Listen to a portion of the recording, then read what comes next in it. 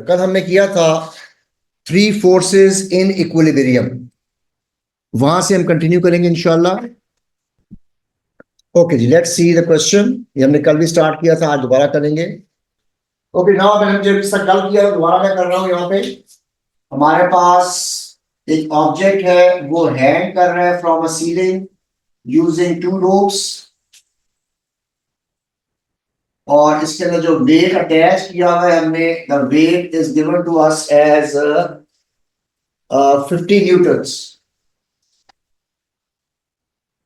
Both angles are 35 degrees and there is some tension in both the ropes which will be equal. इसमें हमारी जो tension होगी that will be equal because angle is same. Tensions are different if the angles are different. तो हम क्या करेंगे इसमें, हम सबसे पहले इसमें इनके कंपोनेंट्स निकालेंगे। तो टेंशन का रेफरेंस है, अगर ये 35 डिग्रीज है तो ये भी 35 डिग्रीज होगा। If this is 35, this is also 35 degrees. यहां से राइट साइड की टेंशन के दो कंपोनेंट निकलेंगे। This will be T cos 35 and this will be T sin 35. Similarly, यहां से भी दो कंपोनेंट निकलेंगे, T cos 35 and T sin 35. अब हमें ये मालूम है कि the object is in equilibrium. इसका मतलब है तमाम एक्स एक्सिस की फोर्सेस को ऐड करें तब भी आंसर जीरो आएगा, और तमाम वाई एक्सिस की फोर्सेस को ऐड करें तब भी आंसर जीरो आएगा। We don't need this because ये राइट की तरफ है, ये लेफ्ट की तरफ है, दोनों इक्वल है, they will cancel out, answer zero आ रहा है। हम यहाँ पे वाई एक्सिस की फोर्सेस जो अपवर्ड है और जो डाउनवर्ड है उनको यूज करें। So summation y should be equal to 0. That means t sin 35 plus t sin 35, दोनों को मैं ऐड इसलिए कर रहा हूं because both of them are upwards, minus 50, why minus, because it is downwards, equal to 0। यहां से ये बन जाएगा 2t sin 35 is equal to 50। इसको मैं राइट पे ले जाऊंगा तो प्लस हो जाएगा, और यहां से t की वैल्यू आ जाएगी 50 divide by 2 sin 35। We can find out the value of t from here। देखिए क्या आंसर आता है आपका, न्यूटन। चलो एक और क्वेश्चन देखते हैं। ये मेरा ऑब्जेक्ट है, इसका वेट जो है वो 7 न्यूटन। इसको दो रोप्स के जरिए मैंने बांधा हुआ, बल्कि इसका कर लेता हूं मैं।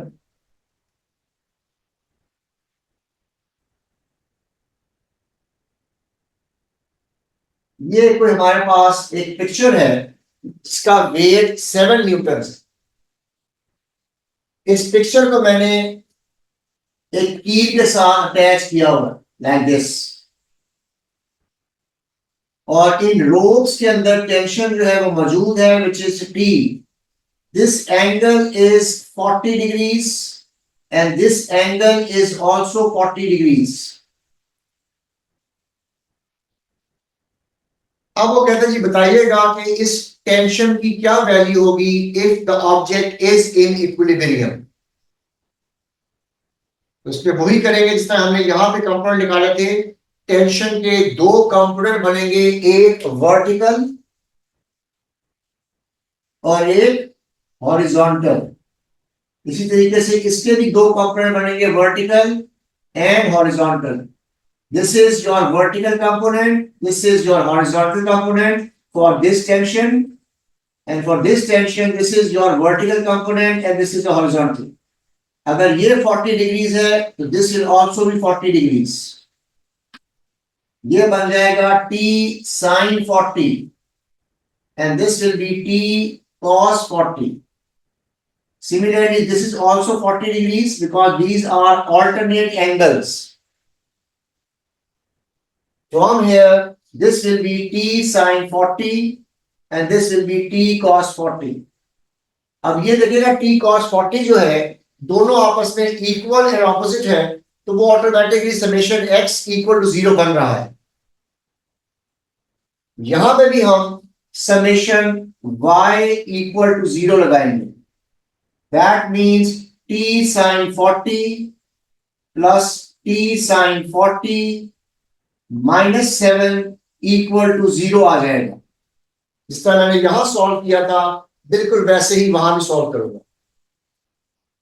ये बन जाएगा 2t sin 40 equal to 7 and t comes out to be 7 divided by 2 sin 40. And from here I get the value of t as, anybody who has calculated the value can give me the answer.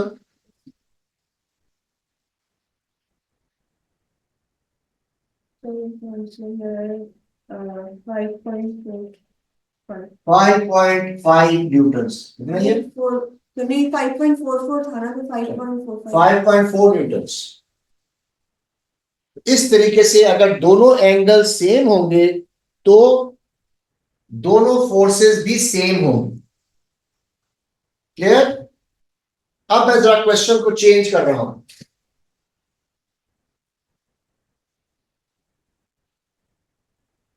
Again, I have an object which is hanging.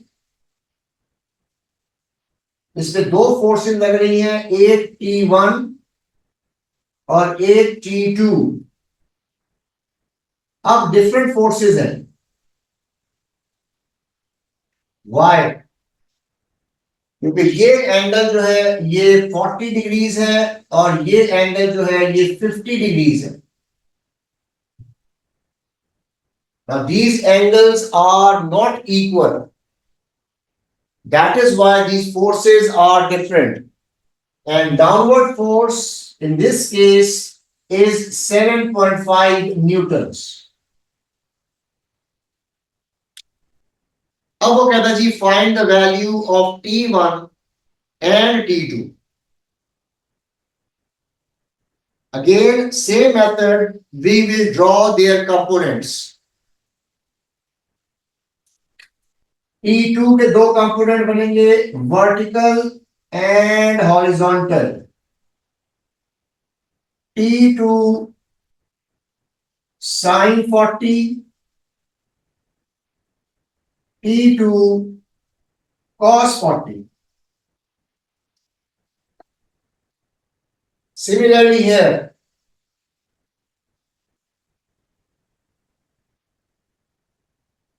T1 cos 50 and T1 sin 50. I will be applying summation x equal to 0 and summation y equal to 0. Write down your equations in this case.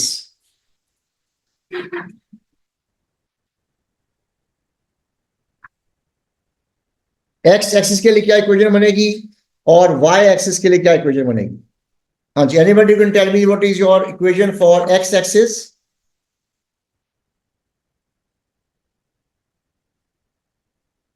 T2 cos 40 is positive, T1 cos 50 is negative.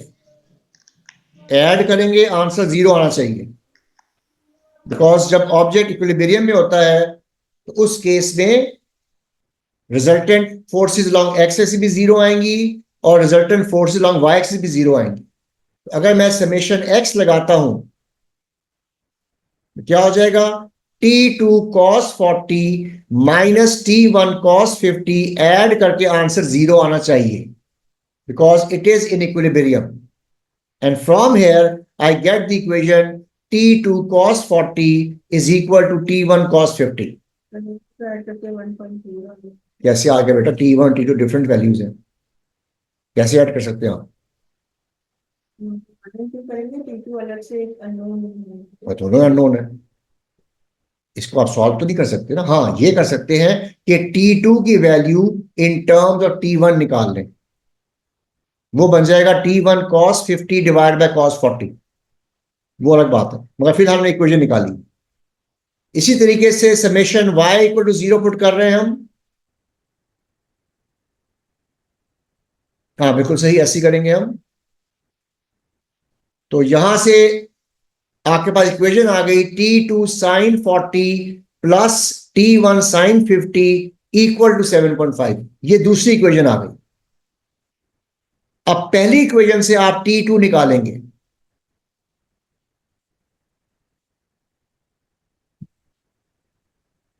That is T1 cos 50 divide by cos 40। cos 50 को cos 40 से divide करें तो हमारा answer आता है 0.84। इसका मतलब ये हुआ कि T2 की वैल्यू जो है वो 0.84 T1 है। अब हम क्या करेंगे, इस वैल्यू को T2 की जगह रिप्लेस करेंगे।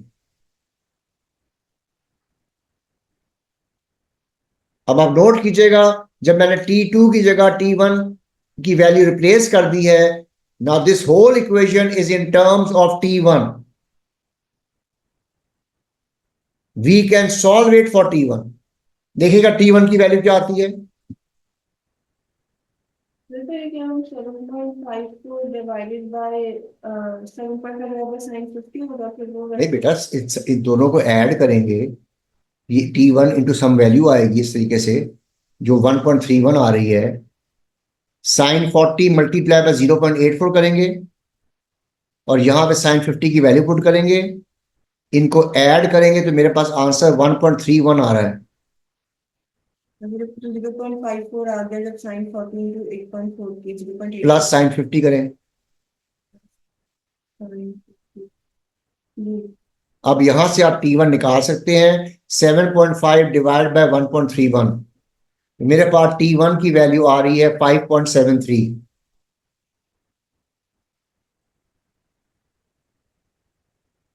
अब ये T1 की वैल्यू जो है अपनी equation T2 is equal to 0.84 T1 की जगह रिप्लेस करें, and you get the value for T2 as 0.84 into 5.73, which comes out to be 4.81। इस तरह हम जब आपके पास दो डिफरेंट एंगल्स होंगे तो फिर हम इनको साइमल्टेनियसली सॉल्व करेंगे। फिर दोबारा दिखा रहा हूं आपको। आपने कंपोनेंट निकाले, summation x equal to 0 put किया, यहां से इक्वेशन को सिंप्लीफाई किया, सिमिलरली समेशन y किया इक्वल टू 0 पुट करके upward forces should be equal downward forces. अब यहां पे हम पहली इक्वेशन को यूज करेंगे और T2 को इन टर्म्स ऑफ T1 निकाल लेंगे। ये वैल्यू ऑफ T2 जो है यहां रिप्लेस करूंगा मैं। अब पूरी इक्वेशन T1 में आ गई। 0.84 इंटू साइन 40, इसका आंसर निकालेंगे, उसमें प्लस करेंगे साइन 50।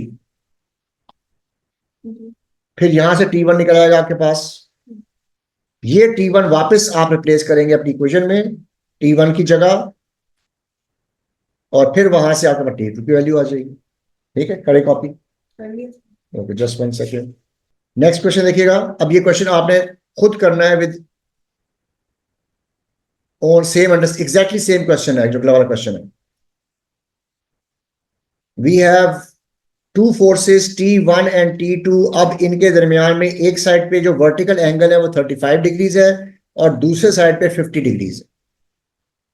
आपने T1 और T2 निकालना। ये भी एग्जैक्टली सेम क्वेश्चन है, मैं बोर्ड पे बना रहा हूं। एक एंगल जो है वो है जी 50 और एक 35। This is 50 degrees and this is 35 degrees। Left वाला T1 है और राइट वाला T2 है। ये भी एग्जैक्टली वही क्वेश्चन है जो राइट बना हुआ है। This is my horizontal line. If this is 50, this is 40। If this is 35, this is 55 degrees. इसी तरह से मैंने यहां पे कंपोनेंट बनाए थे, बिल्कुल वैसे ही मैं कंपोनेंट यहां बनाऊंगा। T2 cos 40, T2 sin 40,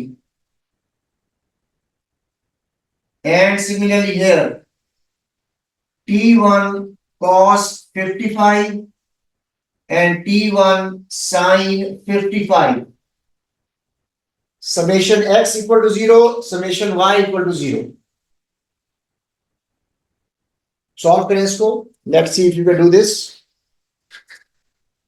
ये बन जाएगा T2 cos 40 minus T1 cos 55 या T2 cos 40 is equal to T1 cos 45. जब माइनस को दूसरा ले जाएंगे तो वो इक्वल टू प्लस बन जाएगा ना. ये आपके पास समेशन x की इक्वेशन आ गई और समेशन y की इक्वेशन क्या, इक्वल टू 0. उसको दूसरा ले जाएंगे तो क्या बनेगा, जीरो हो जाएगा ना T2 हाँ cos ये वही है ना, ये लिखेंगे आप, ये इस तरह लिखेंगे ना. तो ये T2 cos 40 minus T1 cos 50 equal to 0. So T2 cos 40 is equal to T1 cos 50. तो मैंने एक स्टेप बीच से स्किप किया है. या सिंपल ये समझने के right side forces equal to left side forces, और इसी तरीके से upward forces should be equal to downward forces. ये बन जाएगा T1 sin 55 plus T2 sin 40, दोनों अपवर्ड है and downward is only 7. So what will be next step, आप क्या करेंगे कि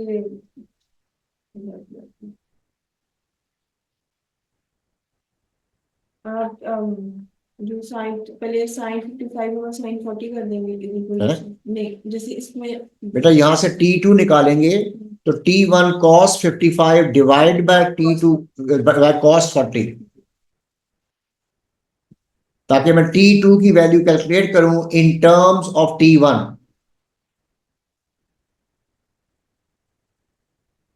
और आप किसी को भी सब्जेक्ट बना सकते हाँ हो. जी, आप T1 भी निकाल सकते हैं.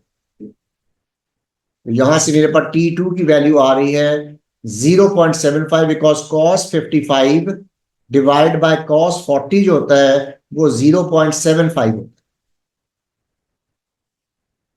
फिर हम उसको दिखा के सबमिट कर देंगे. हाँ जी, उसके बाद इस T2 की जगह 0.75 T1 आ जाएगा. अब साइन 55 जो है 0.82 होता है, साइन 40 जो है 0.64 होता है. तो 0.82 प्लस 0.75 इंटू 0.64,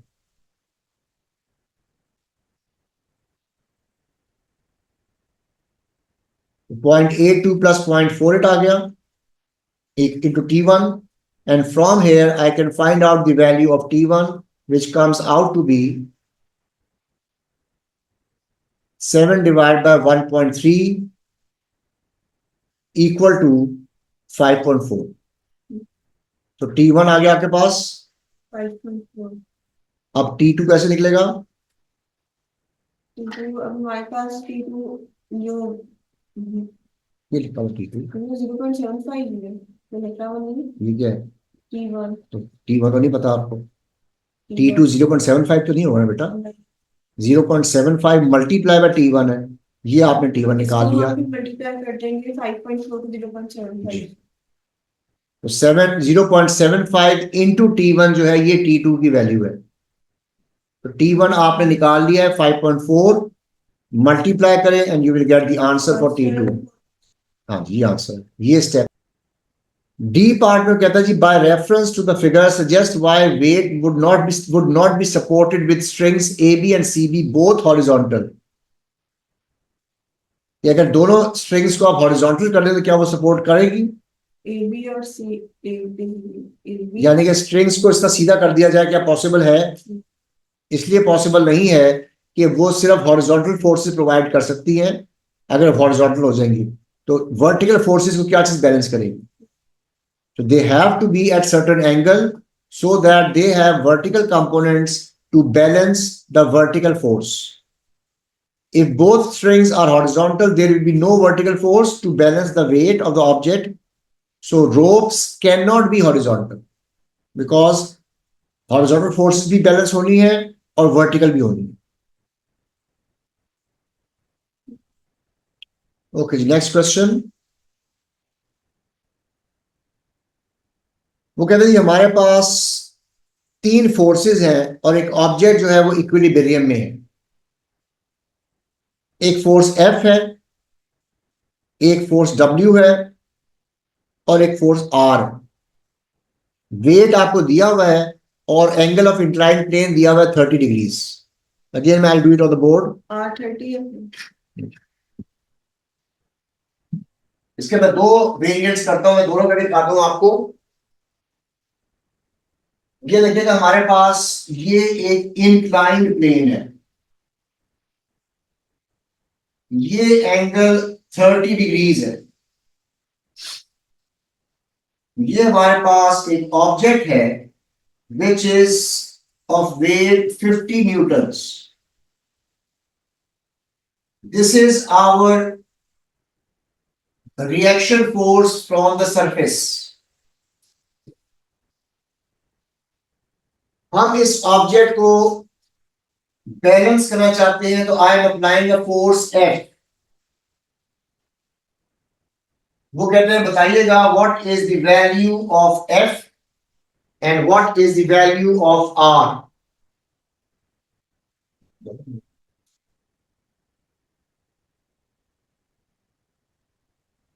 हमने F और R निकालना है।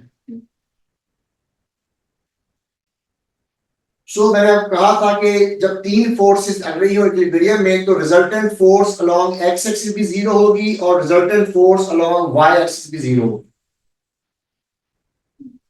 अब इस केस में आप नोट कीजिएगा कि इन 2 फोर्सेस के दरमियान में एंगल 90 का बन रहा है। तो अगर मैं चाहूं तो मैं इसको हॉरिजॉन्टल फोर्स दे सकता हूं और इसको वर्टिकल। तो फिर मुझे वेट के कंपोनेंट निकालने पड़ेंगे। वो कैसे निकालेंगे? सबसे पहला काम आपने ये करना है कि जो रिजल्टेंट फोर्स है उसको आपने एक्सटेंड करना है backward. This is my reference axis, this is your x axis and this is your y axis. Resultant force को क्या बैकवर्ड करना? बेटा रिजल्टेंट फोर्स को एक्सटेंड कर दिया मैंने उसके लाइन ऑफ एक्शन को। अब आप क्या करेंगे? आप फोर्स से एक परपेंडिकुलर ड्रॉ करेंगे ऑन दिस एक्सटेंडेड एक्सिस। यहां से मैं एक परपेंडिकुलर ड्रॉ करूंगा ऑन दिस एक्सिस, एक ऐसी लाइन जो इसके साथ 90 का एंगल बना रही है, so that I can find out the components of 50 newtons parallel to R and parallel to F। जब भी इसका क्वेश्चन आएगा आपने हमेशा इसी तरह कंपोनेंट बनाने हैं कि इस लाइन को एक्सटेंड करना है और यहां से एक परपेंडिकुलर ड्रॉ करना है on this axis. If this angle is 30, this angle will be 60 because ये right angle triangle है। As this angle is already 90, so this angle becomes 30 degrees।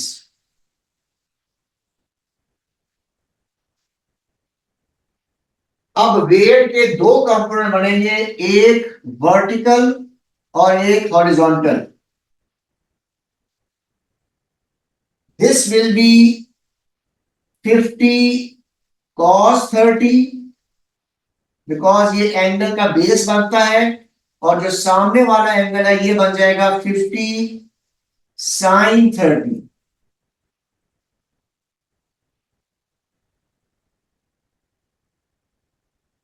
तो हमेशा इसी तरीके से आप इनके कंपोनेंट्स लगाएंगे।